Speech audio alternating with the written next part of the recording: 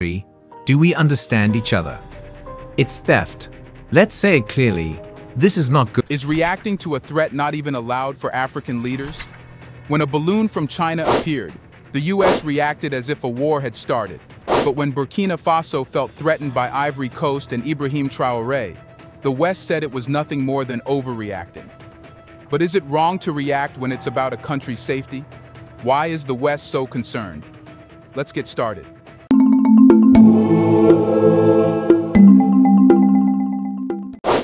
The Sahel region, characterized by its diverse landscapes and socio-political dynamics, has long been a focal point of global security concerns. The region has witnessed a troubling escalation of violence and instability in recent years, with Burkina Faso emerging as a flashpoint for these challenges. The young military leader, Captain Ibrahim Traore, thrust Burkina Faso into the international spotlight with his coup in September 2022, sparking fears of further unrest and insecurity affecting Western nations, but security for the locals. Against this backdrop, Traore's recent accusations against neighboring Ivory Coast of harboring destabilizers have heightened tensions and raised alarm bells across the region. In this video, we delve into the unfolding situation, examining the implications of Traore's warning for Burkina Faso and Ivory Coast, and the broader implications for regional security. As the Sahel grapples with the threat of extremism, understanding the intricacies of this evolving situation is crucial for policymakers, analysts, and citizens alike. Let's first see where he stands to understand the importance of what Ibrahim Traore is saying. Captain Ibrahim Traore's meteoric rise to prominence in Burkina Faso's political landscape has been extraordinary. Born and raised in Burkina Faso, Traore's early years were marked by a deep patriotism and a desire to serve his country. His journey into the military began at a young age, driven by a genuine belief in the need to defend Burkina Faso's sovereignty and uphold its values. Traore's military career was distinguished by his unwavering dedication and exceptional leadership qualities. Rising through the ranks with remarkable speed, he quickly earned his peers' and superiors' respect and admiration. His strategic insight and tactical prowess were evident in his command of various military operations, where he demonstrated a keen understanding of the complex challenges facing Burkina Faso. However, Traore's audacious decision to seize power through a coup in September 2022 catapulted him into the national spotlight. The coup, which caught many by surprise, was motivated by Traore's conviction that Burkina Faso's political leadership had failed to address the growing threat posed by extremist groups. In a bold move aimed at restoring stability and security to the country, Traore assumed control of the government, promising to root out corruption and confront the scourge of terrorism head-on. Traore's ascension to power was met with mixed reactions domestically and internationally. While locals hailed him as a visionary leader capable of steering Burkina Faso through turbulent times, West viewed his seizure of power as a dangerous precedent that threatened to undermine the country's fragile democracy.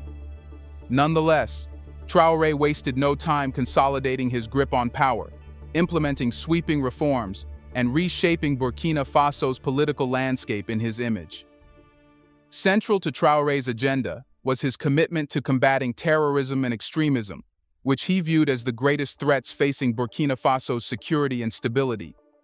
Drawing on his military background and first-hand experience with the challenges of counter-terrorism operations, Traore pledged to wage a relentless war against extremist groups operating within Burkina Faso's borders. His uncompromising stance and determination to root out terrorism resonated with many Burkinabés who had long borne the brunt of jihadist violence and insecurity. However, Traore's leadership has not been without its controversies. West has raised concerns about his authoritarian tendencies and heavy-handed approach to governance, accusing him of silencing dissent and stifling political opposition. Moreover, Traore's decision to suspend news outlets in Burkina Faso, including international media organizations like the BBC and Voice of America, has drawn condemnation from human rights groups and sparked fears of censorship and repression.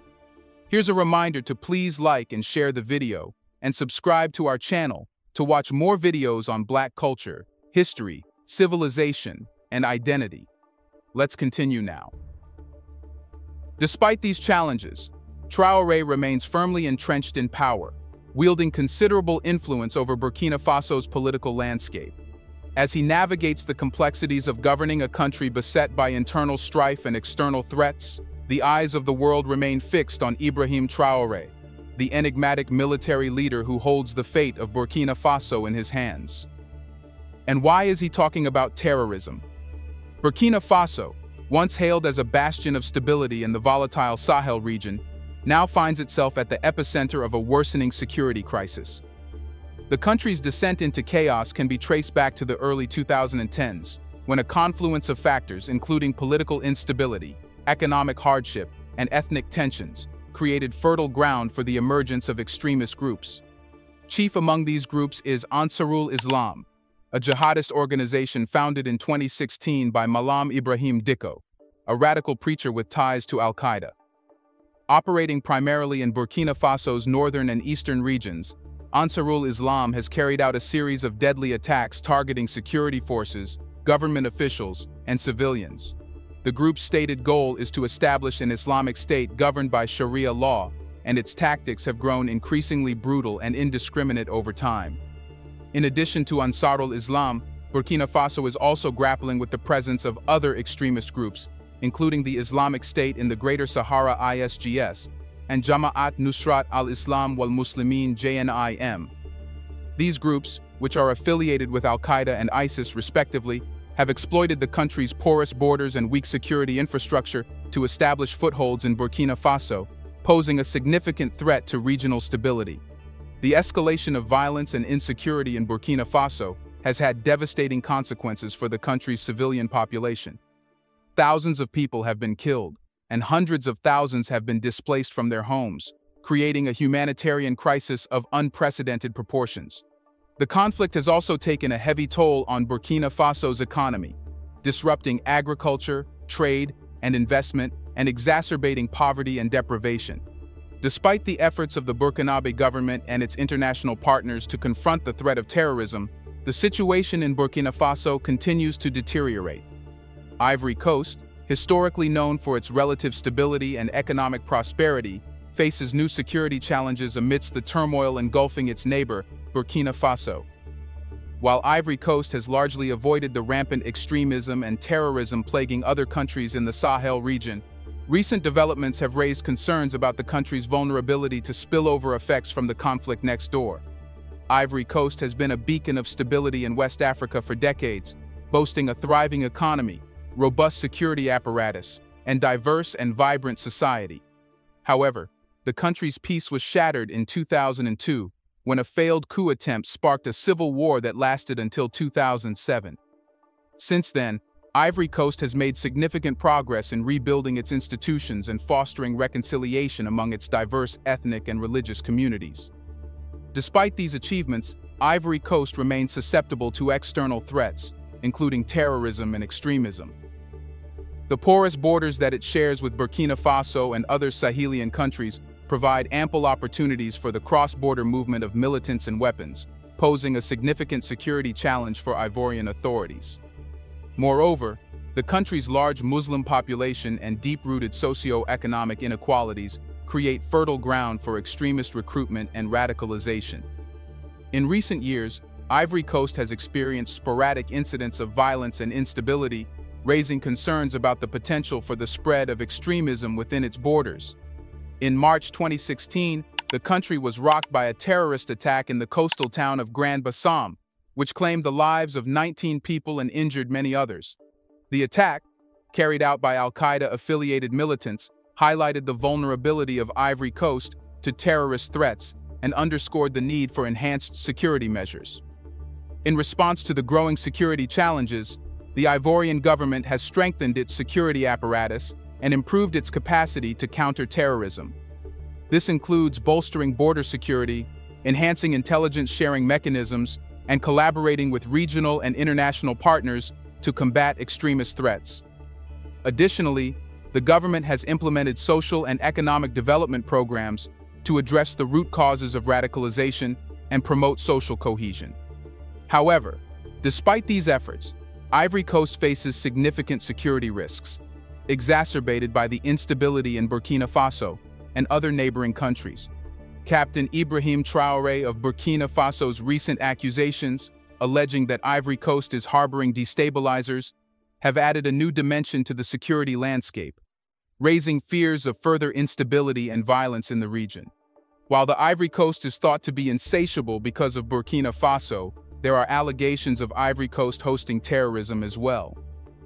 In response to Traore's accusations, Ivory Coast has sought to reassure its citizens and the international community of its commitment to peace and stability.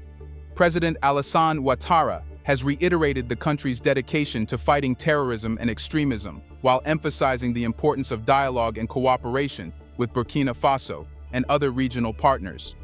Additionally, Ivorian authorities have stepped up security measures along the country's borders and intensified efforts to counter extremist propaganda and recruitment. Ivory Coast must remain vigilant and proactive in addressing the country's evolving security threats. This includes strengthening partnerships with neighboring countries and international organizations, investing in intelligence and surveillance capabilities, and addressing the underlying socio-economic grievances that fuel extremism. By taking a comprehensive and multifaceted approach to security, Ivory Coast can mitigate the risks posed by terrorism and extremism and safeguard the peace and prosperity of its citizens. But what did Traore say, and what was its implication? Captain Ibrahim Traore's recent accusations against Ivory Coast, alleging that the country is harboring destabilizers from Burkina Faso, have sent shockwaves throughout the region, raising concerns about the potential for further instability and violence. Traore's warning, delivered amid Burkina Faso's political upheaval and escalating security crisis, has thrust Ivory Coast into the spotlight, casting doubt on its commitment to regional security and stability. Traore's allegations stem from his belief that the Ivory Coast is providing sanctuary to individuals and groups involved in destabilizing activities in Burkina Faso. According to Traore, these individuals exploit the country's porous borders and lax security measures to evade capture and continue their nefarious activities with impunity. The implications of Traore's warning are profound and far-reaching, with potential ramifications for Burkina Faso, Ivory Coast, and the wider West African region. At a time when regional cooperation and solidarity are needed more than ever to confront shared security challenges, Traore's accusations threaten to undermine trust and cooperation between Burkina Faso and Ivory Coast, further complicating efforts to address the root causes of instability and extremism. For Burkina Faso, Traore's warning represents a rallying cry for unity and resolve in the face of external threats. Traore's government has vowed to take decisive action to protect Burkina Faso's sovereignty and territorial integrity, signaling its determination to confront any perceived threats from Ivory Coast or elsewhere. For Ivory Coast, Traore's accusations pose a significant challenge to its reputation as a bastion of stability and regional cooperation. The Ivorian government has vehemently denied Traore's claims, insisting it remains committed to peace, security, and good neighborly relations. President Alassane Ouattara has sought to reassure the international community of Ivory Coast's dedication to fighting terrorism and extremism, while calling for dialogue and cooperation with Burkina Faso to address any concerns or grievances.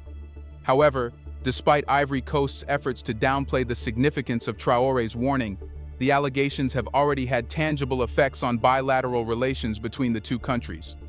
The recent suspension of news outlets in Burkina Faso, including international media organizations like the BBC and Voice of America, has strained relations further, exacerbating tensions and raising fears of a wider diplomatic rift. In light of these challenges, it is imperative that Burkina Faso and Ivory Coast, along with their regional and international partners, work together to overcome their differences and confront the shared threat of terrorism and extremism. This requires a commitment to dialogue, cooperation, mutual respect, and recognition of the importance of addressing the underlying grievances that fuel radicalization and violence. Ultimately, Traore's warning is a stark reminder of the fragility of peace and stability in West Africa, and the urgent need for concerted action to address the root causes of extremism and promote lasting peace and security. Only by working together can Burkina Faso, Ivory Coast, and their neighbors hope to build a future free from the scourge of terrorism and extremism, ensuring a brighter and more prosperous future for all their citizens. To understand the situation better, let's talk about the government's and the public's responses. So, is the public happy with Ibrahim Traore's response? In the wake of Captain Ibrahim Traore's accusations against Ivory Coast, both governments have responded swiftly, albeit in different ways.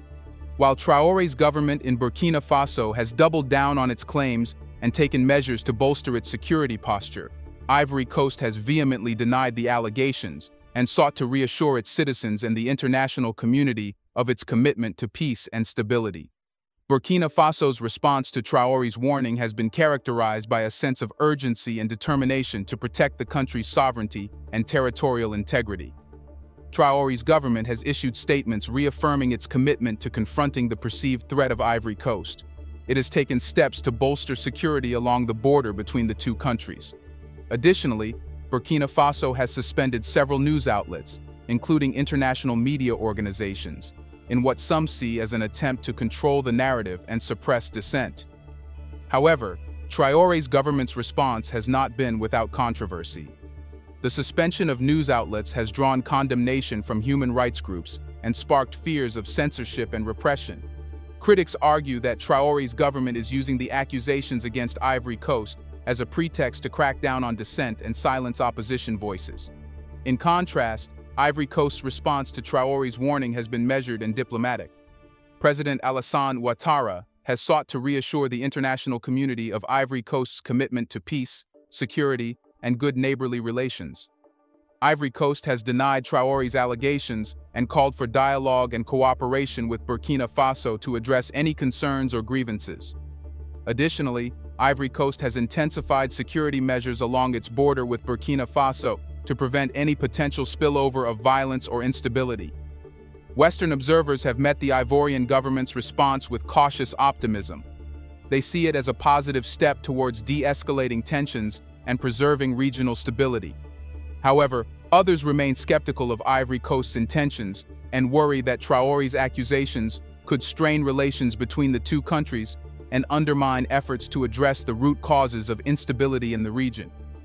In Burkina Faso, Traore's accusations have sparked a sense of national pride and unity, with many rallying behind the government in the face of perceived external threats. But has Traore overreacted? The debate surrounding whether Traore's reaction to the threat is an overreaction warrants a closer examination, particularly in the context of leadership and national security. Firstly, it's important to acknowledge that leaders are responsible for protecting their country and its citizens. Threat assessment and response are fundamental aspects of governance, especially in regions susceptible to political, economic, or security-related instability.